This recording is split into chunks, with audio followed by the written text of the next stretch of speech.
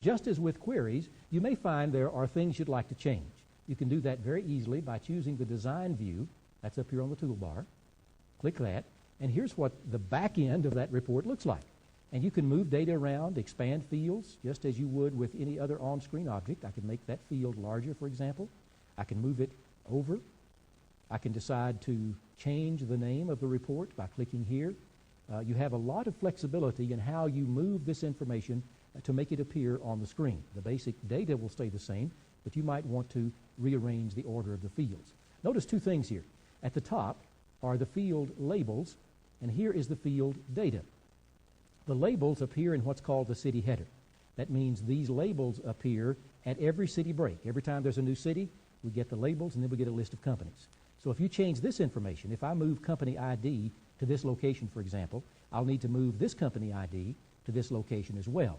It appears this way because we told Access, the Access wizard, to sort by company. So it puts the first thing we told it to sort as the first item in this detail area of the report.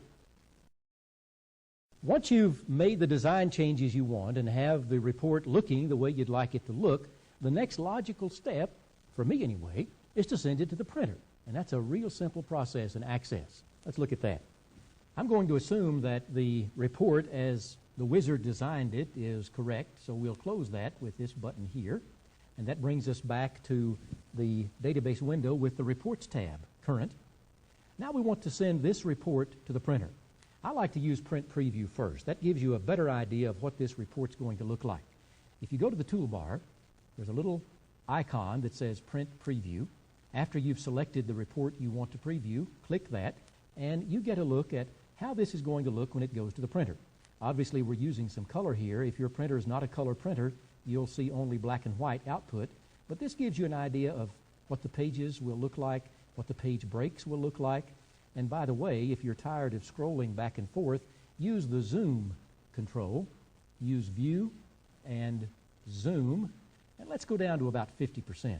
Now we can see the whole page, what that really looks like. You can't read the information very well, but you can certainly see what the formatting is going to look like.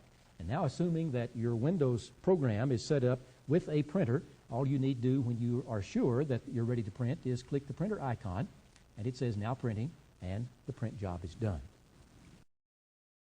That's the object, by the way, of all of this database work, is getting it to the printer. So once you have your designs done, be sure to take it to that next step. And don't forget the Print Preview tab. That's a good way to point up some design flaws or orientation flaws that you might not catch until you have a stack of paper in your hand.